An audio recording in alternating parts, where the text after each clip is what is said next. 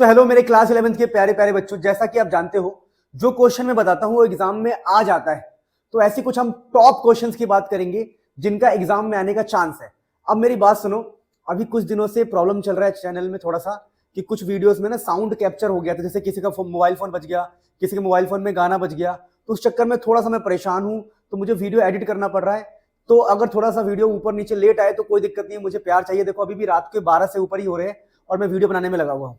तो काम की बात करते हैं, हम लेंगे पीरियोडिक क्लासिफिकेशन ऑफ एलिमेंट में top question by Munil sir, है ना। तो इन क्वेश्चन की हम बातें करते हैं फटाफट।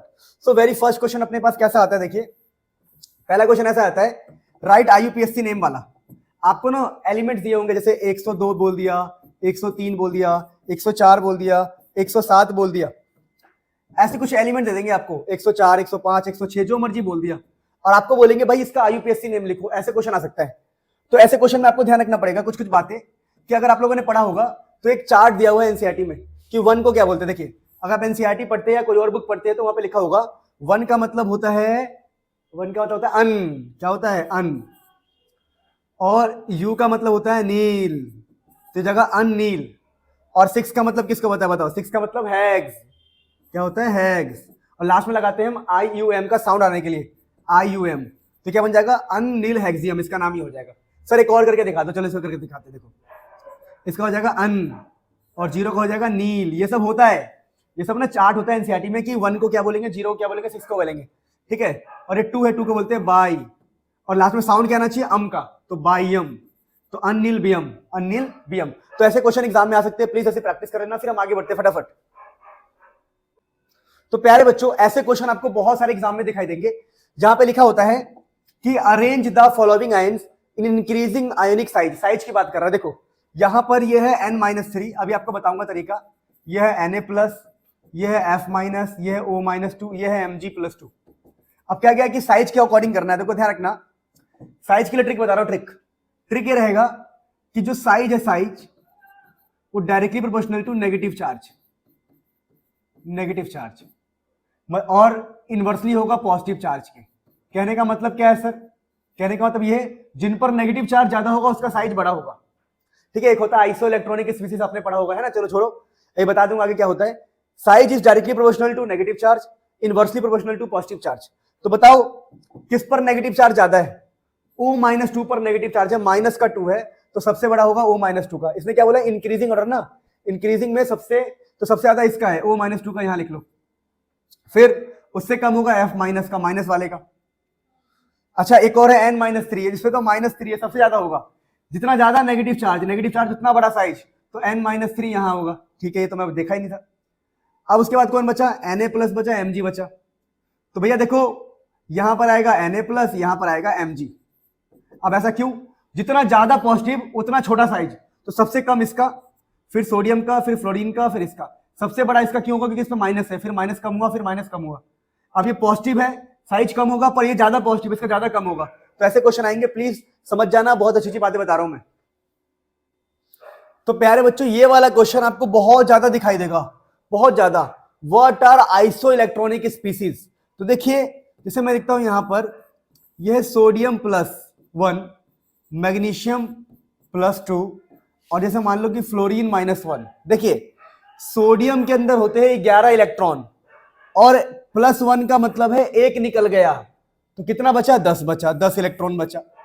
मैग्नीशियम का एटॉमिक नंबर होता है 12, तो मैग्नीशियम में होते हैं 12 इलेक्ट्रॉन, और +2 का मतलब होता है 2 निकल गया, तो 10 बचे। फ्लोरीन का मतलब फ्लोरीन में होते हैं 9 इलेक्ट्रॉन, कितने होते हैं? 9, और -1 का मतलब है कि 1 आ गया, तो ये हो गया 10। यानी क्या कह रहा हूं, इसके होते हैं 11, और प्लस का मतलब होता है घटना। क्या मतलब होता है इसका? घटना, तो बचा 10। मैग्नीशियम में होते हैं 12, और प्लस का मतलब है घटना, तो बचे 10। फ्लोरीन का मतलब होता है 9, पर माइनस का मतलब होता है आना। आना मतलब आना, कम इलेक्ट्रॉन आया, तो 9 + 1 कितना हो गया? 10। यहां पर 2 है ना, 2 प्लस मतलब कि 2 घटे, तो 10 हो गया। तो आप ये देखोगे कि सबके अंदर इलेक्ट्रॉन 10 है, तो इसी को बोलते हैं हम आइसो इलेक्ट्रॉनिक स्पीसीज, कि ऐसे स्पीसीज हैविंग सेम इलेक्ट्रॉन। तो species having same number of electron, तो ये बहुत ही अच्छा क्वेश्चन था, इसे नोट करो, फिर हम आगे बढ़ेंगे फटाफट। बेटा ये वाला क्वेश्चन बहुत ज्यादा इंपॉर्टेंट है, और ध्यान रखना जब भी इलेक्ट्रॉन गेन इंथैल्पी की बात करें ना, समझ जाना क्वेश्चन और टॉपिक इंपॉर्टेंट है, तो ये अच्छे से पढ़ लेना आप लोग इलेक्ट्रॉन गेन इंथैल्पी के बारे में, और कम से कम एनसीईआरटी के क्वेश्चन तो कर ही लेना, क्योंकि मैं तो करवा ही रहा हूं, मैं जो करवा रहा हूं उनमें चांस है कि वही आएगा।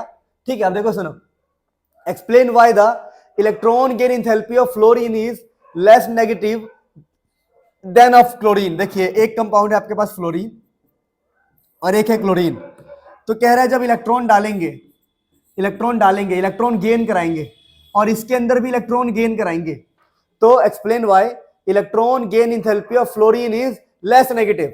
इसके लिए जो इलेक्ट्रॉन गेन इंथैल्पी होगा वो होगा लेस नेगेटिव, और इसके लिए फिर ज्यादा नेगेटिव होगा। इलेक्ट्रॉन गेन इंथैल्पी क्या होगा इसके लिए? More negative. तो भैया ऐसा क्यों है? इसके लिए electron gain enthalpy less negative क्यों है? देखिए लेस नेगेटिव होने के पीछे दो रीजन होता है, देखिए समझे, देखो इसके पीछे रीजन है इसका स्मॉल साइज। फ्लोरीन छोटा होता है।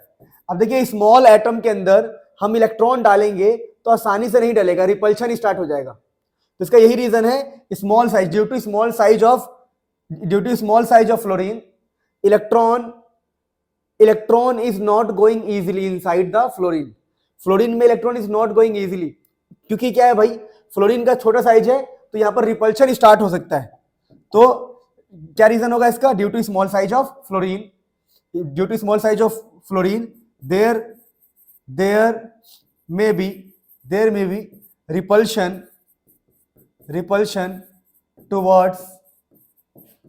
Towards incoming electron. जो भी इलेक्ट्रॉन होगा उसको रिपल्शन फील होगा इलेक्ट्रॉन, इसीलिए आसानी से नहीं आ रहा। इसीलिए क्या होगा इसका? Electron gain enthalpy less negative होगा। इलेक्ट्रॉन गेन इंथैल्पी ज्यादा नेगेटिव होने का मतलब क्या कि इलेक्ट्रॉन आसानी से आ गया। आपको ये सब थ्योरी मैंने पढ़ाई है अपने पीरियोडिक क्लासिफिकेशन के चैप्टर में, क्या गजब थ्योरी पढ़ाया, मक्खन मार के, मजा आ जाएगा। आप देख लेना एक बार, है ना, आप नए हो चैनल पे तो। मैं दिन रात वीडियो ही बनाता हूँ, सुबह उठता हूँ 7-8 बजे, फ्रेश हुआ, नहाया धोया, निकल गए, पूरे दिन पढ़ाया वीडियो बनाया। अभी रात को पता नहीं कितने कुत्ते भौंक रहे हैं, बहुत टाइम हो गया है ना, मुझे जाना भी है। टाइम कितना हो रहा है अभी? चलो देखो अगला क्वेश्चन है, would you explain the fact. ये क्वेश्चन अच्छा है, ये रिकॉर्ड हो रहा नहीं हो रहा, अकेले ना पता नहीं चलता। अच्छा, would you explain the fact that the, how would you explain, question है यहाँ पर, हाउ वुड यू एक्सप्लेन। ये मैंने ही टाइप किया है, तो अकेले ही सारा काम करता हूँ ना, एडिटिंग टाइपिंग तो थोड़ा सा कई बार हो नहीं पाता ठीक से। तो how would you explain the fact that the first ionisation enthalpy of sodium is lower than of magnesium but its second ionisation enthalpy is higher than that of magnesium. आप क्वेश्चन पढ़ना, मैं समझाता हूं। देखो कह रहा है कि सोडियम है, सोडियम से पहली बार में जब हमने इलेक्ट्रॉन निकाला, इलेक्ट्रॉन रिमूव्ड, तो इजीली काम हो गया, इजीली काम होने का मतलब है कि इसका जो आई डॉट ई है, आयनाइजेशन इंथैल्पी है, वो बहुत कम लगा, आयनाइजेशन इंथैल्पी कम लगा, आसानी से इलेक्ट्रॉन निकल गया। अब कह रहा है जो मैग्नीशियम है, मैग्नीशियम जब उससे हमने पहली बार रिमूव किया इलेक्ट्रॉन रिमूव्ड, तो ये जो एनर्जी है ज्यादा है। ठीक है, पहली बार में सोडियम में कम है, मैग्नीशियम में ज्यादा है, लेकिन जब हम दूसरी बार करेंगे सेकंड टाइम में कम लग रहा है, सेकंड टाइम में। अच्छा देखो सोडियम में अगर फर्स्ट टाइम आयनाइजेशन एंथैल्पी कम है पर सेकंड टाइम ज्यादा हो जाता है, और मैग्नीशियम में फर्स्ट टाइम में ज्यादा है और सेकंड टाइम में कम हो जाता है। मतलब कहने का मतलब क्या है कि अगर मैं, सुन लो मेरी बात ध्यान से, अगर सोडियम से पहली बार इलेक्ट्रॉन निकालूं तो कम एनर्जी लगी, दूसरी बार इलेक्ट्रॉन निकालूं तो ज्यादा एनर्जी लगी, बताओ क्यों? और वैसे ही मैग्नीशियम में उल्टा हो रहा है, पहली बार में ज्यादा है और दूसरी बार में कम है एनर्जी। ऐसा क्यों भाई? इलेक्ट्रॉन निकालने की एनर्जी देना पड़ता है ना। आयनाइजेशन एंथैल्पी का मतलब होता है इलेक्ट्रॉन निकालने की एनर्जी। तो उसके पीछे रीजन क्या है, रीजन समझते। देखिए अगर हम सोडियम की बात करें तो सोडियम होता है 1s2 2s2 2p6 3s1, ये सोडियम होता है। और मैग्नीशियम जो होता है ना प्यारे बच्चों, ऐसे लिख के आना एग्जाम में, 1s2 2s2 2p6 3s2, ये इलेक्ट्रॉनिक कॉन्फ़िगरेशन होता है। ये भी मैंने सिखाया उस चैप्टर के अंदर जो कि हमारा पीरियोडिक क्लासिफिकेशन बहुत दिल से सिखाया मैंने उस चैप्टर को 1 घंटे या कुछ में खत्म किया है, 1 घंटे समथिंग में, और इतना गजब सिखाया ना, आपको मजा आ जाएगा। अब देखो क्वेश्चन ये है कि सोडियम एक पहला इलेक्ट्रॉन इजीली देता है। क्यों भाई? देखो क्योंकि सोडियम के लास्ट में 1 इलेक्ट्रॉन है, तो एक इलेक्ट्रॉन इजीली निकल जाएगा, इजीली निकल जाएगा। उससे क्या होगा? उससे फिर जब एक इलेक्ट्रॉन निकल जाएगा तो ये बन जाएगा सोडियम प्लस 1, सोडियम प्लस 1। तो आंसर क्या आएगा? आंसर आएगा 1s2 2s2 2p6। क्यों भैया? क्योंकि देखो एक इलेक्ट्रॉन देने के बाद ये 2p6 बन जाएगा, जो कि होता है स्टेबल। ये फुल्ली फिल्ड होता है, स्टेबल होता है, ये स्टेबल होता है। तो अगर सोडियम एक इलेक्ट्रॉन देगा तो स्टेबल बन जाएगा, इसीलिए पहली बार में इलेक्ट्रॉन इजीली निकाल देगा। अब जब हम इससे निकालने जाएंगे, अब जब हम सेकंड टाइम निकालने जाएंगे, सेकंड टाइम जब हम सेकंड टाइम इससे इलेक्ट्रॉन निकालने जाएंगे तो ये नहीं निकलने देगा। क्यों? क्योंकि ये स्टेबल हो गया है। So not easily removed, not easily removed. तो अब उस क्वेश्चन का आंसर आप इजीली कर सकते हो कि भैया सोडियम से पहली बार में इलेक्ट्रॉन आसानी से क्यों निकलता है? क्योंकि सोडियम जो है इलेक्ट्रॉन देने के बाद स्टेबल हो जाएगा। अब दूसरी बार में हार्ड क्यों है? क्योंकि अब वो स्टेबल हो गया, अब इलेक्ट्रॉन निकलेगा नहीं। अब मैग्नीशियम में वही बात उल्टा है। देखो पहली बार में ये स्टेबल है, ये स्टेबल है, तो इलेक्ट्रॉन निकालना क्या हो जाएगा? इलेक्ट्रॉन निकालना हार्ड हो जाएगा, इलेक्ट्रॉन निकालना मुश्किल हो जाएगा। तो स्टेबल में से इलेक्ट्रॉन निकालना क्या हो जाता है? मुश्किल। यही लेके आना है कि भैया मैग्नीशियम स्टेबल था इसलिए पहली बार में इलेक्ट्रॉन नहीं दे रहा है, पर सोडियम स्टेबल नहीं था इसलिए पहली बार में इलेक्ट्रॉन दे रहा है, स्टेबल हो जाएगा। तो बहुत ही अच्छा क्वेश्चन था, नोट कर लो, फिर आगे बढ़ते हैं। तो प्यारे बच्चों इसकी इंग्लिश भी मैंने लिख दी, देखिए एक बार पढ़ लेते। मेरी राइटिंग इतनी अच्छी नहीं बैठ पा रही है क्योंकि ये बोर्ड थोड़ा एंड्रॉइड वर्जन में है, अच्छा बोर्ड लाएंगे तो राइटिंग अच्छी आएगी। लिखा है because after losing 1 electron sodium will become Na+ and gets stable electronic configuration. तो स्टेबल हो जाएगा, समझ में आया? अब स्टेबल हो जाएगा। सो जो फर्स्ट आयोनाइजेशन इंथैल्पी होगी, first ionisation enthalpy is less, इसीलिए पहली बार में कम एनर्जी लगानी पड़ेगी, ठीक है। So first ionisation enthalpy is less. So अब बट यहां पर लिख सकते हो बट करके, but in second time it is difficult to remove. अब देखो सोडियम तो स्टेबल हो गया, सोडियम क्या हो गया? स्टेबल।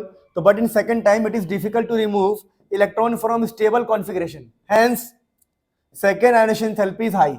और दूसरी बार में वो स्टेबल हो जाएगा तो एनर्जी बहुत हाई होगी।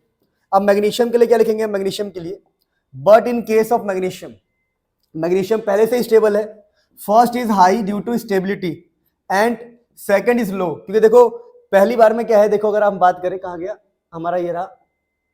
पहली बार में अगर हम बात करें तो पहली बार में तो ये स्टेबल है, ये तो बड़ी दिक्कत होगी। तो मान लो हमने पहली बार निकाल दिया, काम हो गया, तो ये बन जाएगा 3s1। एक इलेक्ट्रॉन निकलने के बाद ये बन जाएगा 3s1। अब ये लेस स्टेबल है, अगर ये लेस स्टेबल है तो अब इलेक्ट्रॉन निकालना आसान हो जाएगा। यानी पहली बार में डिफिकल्ट है पर दूसरी बार में आसान क्यों हो जाएगा? क्योंकि दूसरी बार में वो लेस स्टेबल हो जाएगा। तो वही लिखा हुआ है, but in case of magnesium first is high due to stability and second is low because after losing 1 electron it will become less stable. एक इलेक्ट्रॉन निकलने के बाद तो लेस स्टेबल हो जाएगा, तो वहां से इलेक्ट्रॉन निकालना क्या है? आसान। इसे नोट कर लो अच्छे से, फिर आगे बढ़ते हैं। सो प्यारे बच्चों यहां पर एक बहुत ही इंपॉर्टेंट क्वेश्चन है कि give reason an anionic radius is always more than a neutral atom. कहने का मतलब क्या है? देखिए अनाइन का मतलब होता है नेगेटिव पार्टिकल, नेगेटिव। जैसे कहने का मतलब क्या है, मान लीजिए मैं कहता हूं कि 3 पॉजिटिव है और 4 पॉजिटिव है और 4 नेगेटिव है, मतलब 4 प्रोटॉन और 4 इलेक्ट्रॉन, तो इसको बोलते हैं हम न्यूट्रल, न्यूट्रल। लेकिन अगर 4 प्रोटॉन है, बाई चांस 4 प्रोटॉन है पर 5 इलेक्ट्रॉन हो गए, 1 2 3 4 5 या 6 इलेक्ट्रॉन हो गए, तो यहां पर क्या दिक्कत होगी? दिक्कत ये होगी, देखो इसको हम न्यूट्रल कह रहे हैं पर इसको कहते हैं हम अनाइन। अनाइन का मतलब इलेक्ट्रॉन ज्यादा होना, पॉजिटिव से ज्यादा नेगेटिव हो। तो अब मुद्दा ये है कि यहां पर 4 पॉजिटिव के लिए 4 नेगेटिव है, 1 इलेक्ट्रॉन 2 इलेक्ट्रॉन 3 इलेक्ट्रॉन 4 इलेक्ट्रॉन। तो होगा क्या? ये 4 पॉजिटिव, आपको पता है पॉजिटिव नेगेटिव में होता है अट्रैक्शन फोर्स, तो न्यूक्लियस जो है 4 पॉजिटिव 4 नेगेटिव, 4 नेगेटिव और 4 पॉजिटिव में फोर्स है, तो ये फोर्स ठीक ठाक है। पर यहां पर क्या हो रहा है कि 4 पॉजिटिव को अब 6 नेगेटिव को खींचना है, तो खींच तो पाएंगे ही नहीं, तो यहां फोर्स कम होगा, यहां फोर्स कम होगा। मैं कहूं कि 4 बंदे 6 बंदों को मार लेंगे, नहीं हो पाएगा, तो यहां पर फोर्स क्या होगा? कम। तो फोर्स कम होने की वजह से फोर्स अट्रैक्शन कम होगा। देखो सोचो खिंचाव कम है, खिंचाव कम है तो साइज तो घटेगा नहीं, तो साइज बढ़ेगा ही। तो यहाँ पर साइज बढ़ेगा, घटेगा नहीं, क्योंकि अट्रैक्शन कम है। तो यही मैंने इंग्लिश में लिखा है, देखो, anions having more number of electron than proton, proton के मुकाबले ज्यादा नंबर ऑफ इलेक्ट्रॉन होते हैं। हैंस लेस फोर्स पर इलेक्ट्रॉन, जो फोर्स होता है कम होता है हर इलेक्ट्रॉन पे, पर मतलब एक इलेक्ट्रॉन पे फोर्स कम होता है। Due to which expansion of shell take place, इसीलिए न्यूक्लियर फोर्स बोल सकते हो यहाँ पर। लेस फोर्स, ये जो फोर्स है न्यूक्लियस वाला है, तो न्यूक्लियर फोर्स हैज न्यूक्लियर, इसको ऐसा भी बोल सकते हो कूलम्बियन अट्रैक्टिव फोर्स, यहां लिख देते हैं हम attractive force. Less attractive force, attractive force जो अट्रैक्शन का फोर्स है कम है, लेस अट्रैक्टिव फोर्स पर electron due to which expansion of shell take place, इसमें साइज बढ़ जाता है। आप अपनी लैंग्वेज में कन्वर्ट कर लेना, अपने स्कूल टीचर के लैंग्वेज में कन्वर्ट कर सकते हो, पर ये बहुत ही बेस्ट और इजी समझाने का तरीका है। बात तो यही है, जो भी कह लो। अगले क्वेश्चन में बढ़ते हैं हम। देखिए अगला हमारे क्वेश्चन ये है, बहुत ही इंपॉर्टेंट, कि give reason cation is always smaller than parent atom. Parent मतलब क्या, देखो समझा रहा हूं। जैसे मान लीजिए 4 प्रोटॉन है, 4 पॉजिटिव है और 4 नेगेटिव है, तो इसको बोलते हैं हम न्यूट्रल, क्या बोलते हैं इसको, न्यूट्रल, या फिर बोलते हैं इसको हम पेरेंट। मैंने सब समझाया अपनी वीडियो में, जो मेरी वीडियोस के अंदर मैंने सब समझाया कि ये सब क्या होता है। 1 घंटे कुछ मिनट की वीडियो, मजा आ जाएगा, देख लेना, ठीक है। तो यहां पर क्या है, ये न्यूट्रल एटम है एक, या पेरेंट एटम है, पेरेंट एटम। अब बात कर रहा है कटायन, तो कटायन क्या होता है, जैसे मान लो कि 4 पॉजिटिव है तो नेगेटिव सिर्फ 2 है, जिसके अंदर इलेक्ट्रॉन कम हो, इलेक्ट्रॉन कम, तो जब भी इलेक्ट्रॉन कम होता है तो उसको बोलते हैं हम कटायन। अब क्या होगा सोचो, पहले 4 पॉजिटिव 4 नेगेटिव को संभाल रहे थे, अब सोचो 4 बंदे सिर्फ 2 बंदों को मार रहे, तो खींच लेंगे, कॉलर पकड़ चल तेरी तरह, तो यहां पर साइज घटेगा, क्यों, फोर्स ज्यादा हो गया। अब 4 बंदे 2 ही को पकड़ रहे हैं तो खींच लेंगे ना वो, तो साइज यहां पर क्या हो जाएगा, साइज यहां पर घट जाएगा। तो यही मैंने लिखा है, more proton as compare to electron, proton ज्यादा होता है, पॉजिटिव ज्यादा होता है, hence more force of attraction पर इलेक्ट्रॉन, जो फोर्स ऑफ अट्रैक्शन ज्यादा होगा, हेंस साइज डिक्रीजेस। तो बहुत इजी भाषा में मैंने कन्वर्ट किया है, आप इसे समझ लो, फिर हम आगे बढ़ते हैं। देखिए अगला क्वेश्चन है, noble guys have large positive electron gain enthalpy. तो नोबल गैस जो होते हैं, जैसे कि देखो आपका नोबल गैस कौन होता है, जिनका नोबल गैस वो होते हैं जिनके लास्ट में 8 इलेक्ट्रॉन हो, यानी जिनका ऑक्टेट कंप्लीट हो। सोचो अगर मेरा पेट भरा हुआ है और कोई मेरे को खिलाए तो मैं रोकूंगा ना, अबे यार क्या कर रहा है, क्या कर रहा है, क्या कर रहा है, तो क्या वो खाना मेरे मुंह में आ पाएगा, आसानी से नहीं आएगा। तो जब भी खाना आसानी से ना आए मुंह में, तो समझ जाना कि इलेक्ट्रॉन गेन इंथैल्पी पॉजिटिव होता है। तो यहीं पर यही लिखा है, noble guys have large positive electron gain enthalpy. क्यों, क्योंकि भैया already octet is complete, noble gas का ऑक्टेट पहले से ही कंप्लीट है, और आप चाहते हो कि मैं इसके अंदर इलेक्ट्रॉन डाल दूं। भाई किसी के पास पहले से ही 8 इलेक्ट्रॉन है, पहले से ही वो स्टेबल है, और तुम चाहते हो कि एक इलेक्ट्रॉन और डाल दूं, इलेक्ट्रॉन गेन करवाना मतलब गेन करवा दूं, नहीं होगा, बहुत मुश्किल होगा, आपको लगानी पड़ेगी ताकत, भाई तू खाना खाना खाना। तो already octet is complete, so high amount of energy required for the addition of electron, कि भैया इलेक्ट्रॉन डालने के लिए आपको एनर्जी लगानी पड़ जाएगी, समझे मेरी बात को। इसीलिए इलेक्ट्रॉन गेन एंथैल्पी क्या होती है, positive. So electron gain enthalpy is positive, so electron gain enthalpy is positive. समझ में आया कि भैया उसका ऑक्टेट कंप्लीट है, आप इलेक्ट्रॉन डालोगे तो आपको एनर्जी देनी पड़ जाएगी उल्टा। तो आई होप आपको समझ में आया हो, ठीक है, ये सब बढ़िया से मैंने एक्सप्लेन किया अपनी वीडियो में। सो प्यारे बच्चों, एक बहुत ही अच्छा क्वेश्चन, ये एग्जाम में आता भी है कई बार। The second electron gain enthalpy of oxygen is positive, कि भाई ऑक्सीजन के अंदर ना, ऑक्सीजन के अंदर हम 2 इलेक्ट्रॉन डालेंगे। अरे भाई साहब, ऑक्सीजन पहले से ही छोटा है, उसका पेट पहले से ही छोटा है, और तुम उसमें इलेक्ट्रॉन घुसेड़ रहे हो। अरे भाई पहले से भी तो इलेक्ट्रॉन है वहां पे, तुम और एक इलेक्ट्रॉन डालोगे तो रिपल्शन होगा, नहीं होगा।